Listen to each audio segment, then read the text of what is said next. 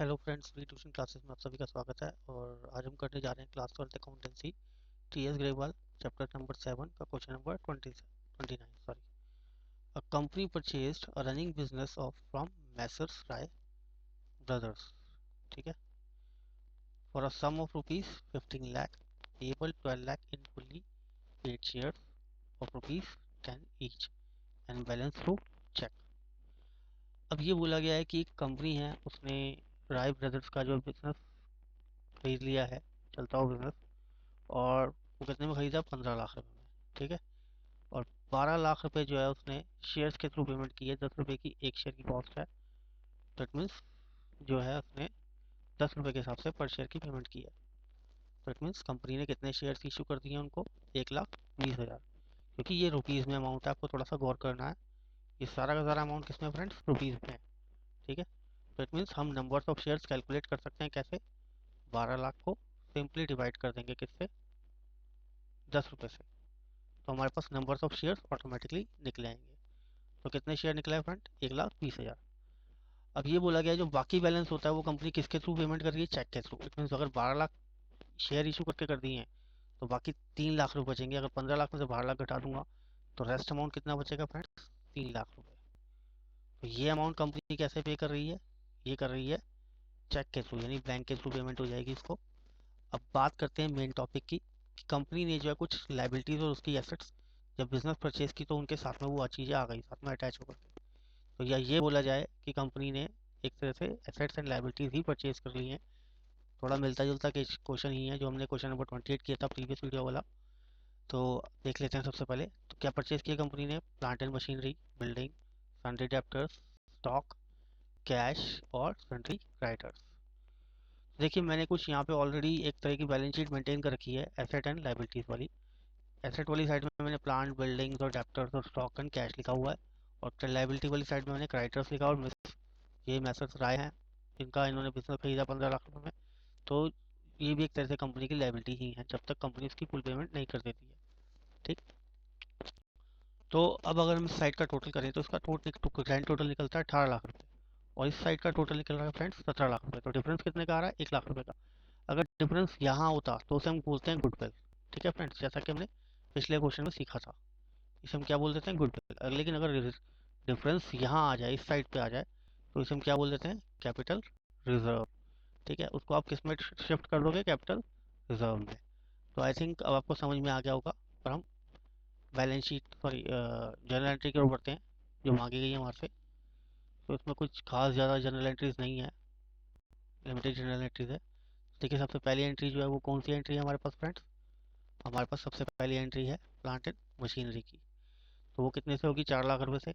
और इसी तरह बिल्डिंग परचेज की है, सन्ड्री डेप्टर भी परचेज हुए हैं, स्टॉक भी परचेज हुआ है, और कैश भी आया है साथ में, ठीक।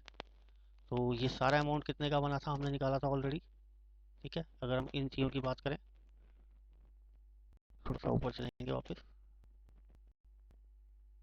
ये देखिए, 1, 2, 3, 4, 4, 5, 6, 6 आइटम्स हमारे पास हैं जो कंपनी ने परचेज की है, ठीक है। तो यहाँ भी आप देख लीजिए, 1, 2, 3, 4 एंड 5। और 6 आइटम कौन सी हो जाएगी हमारे पास? ये क्रेडिटर वाली, ठीक है। क्योंकि ये तो क्रेडिट साइड पे आएगी, क्योंकि लाइबिलिटीज को आपको पता है क्या करते हैं? हमेशा क्रेडिट करते हैं। तो ये सारी की सारी बाकी क्या हो जाएंगी? डेबिट हो रही है यहाँ पे, जैसा कि आपको दिख रहा होगा स्क्रीन के ऊपर, ठीक है। और साथ ही साथ क्योंकि वेंडर अकाउंट को भी क्या किया जाता है? क्रेडिट किया जाता है जब एसेट परचेज की जाती है। तो पहली एंट्री बेसिक आपको पता ही होगी कौन सी होती है। एसेट अकाउंट डेबिट होता है टू वेंडर अकाउंट होता है। तो क्योंकि कंपनी साथ के साथ एसेट के साथ साथ लाइबिलिटी परचेज कर रही है, तो हम क्या लिखेंगे? टू लाइबिलिटीज भी लिख देंगे यहाँ पे, ठीक है। अब जब ये एसेट के साथ लाइबिलिटी परचेज की जाती है तो कुछ ना कुछ डिफरेंसेस आ ही जाते हैं। अगर डिफरेंस एसेट वाली साइड पे आ रहा है तो उसे हम क्या बोल देते हैं? गुडविल। और अगर लाइबिलिटी वाली साइड पे आ रहा है तो हम क्या बोल देते हैं? कैपिटल रिजर्व, ठीक है। बस इतना सही आपने ध्यान रखना है। क्या लिख देते हैं? Capital reserve. तो इस केस में कैपिटल रिजर्व ही निकला था हमारे पास। कितना निकला था? हमने ऑलरेडी निकाल चुके हैं यहाँ पर, सॉरी, 1 लाख रुपए। और ये 15 लाख रुपए कौन से हैं जो उसको दिए जाएंगे? और बाकी ये सन्ड्री क्रेडिटर तो हमारे ऑलरेडी क्वेश्चन में गिवन है। अब बात करते हैं नेक्स्ट शेयर इशू करने की, ठीक है। तो पहली एंट्री तो हो गई जब हमने एसेट परचेज कर ली, ठीक है फ्रेंड्स, और लाइबिलिटी परचेज कर ली। नेक्स्ट एंट्री होगी जब हम उसको शेयर इशू कर देंगे। तो 12 लाख रुपए के जो है शेयर इशू किए गए हैं, ठीक है। तो यहाँ पे शेयर्स के नंबर्स कैलकुलेट करने की जरूरत नहीं है फिलहाल, क्योंकि प्रीमियम के अकॉर्डिंगली नहीं पेड हो रहे हैं, वो एट पार पे इशू किए जा रहे हैं। और साथ ही साथ जो रेस्ट ऑफ द अमाउंट था वो बोला गया था चेक के थ्रू पेमेंट की जाएगी।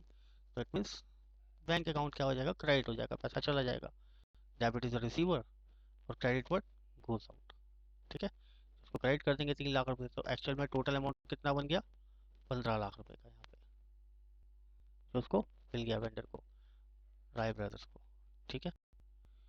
तो अभी ये क्वेश्चन आपको समझ में आ गया हो, अगर थोड़ी बहुत भी कंफ्यूजन है तो आप वीडियो को पॉज कीजिए और दोबारा से रिप्ले कीजिए, जहाँ आप स्टक हो रहे हो, जहाँ भी आप अटक रहे हो, वीडियो को दोबारा से रिप्ले करके एक बार समझ लीजिए।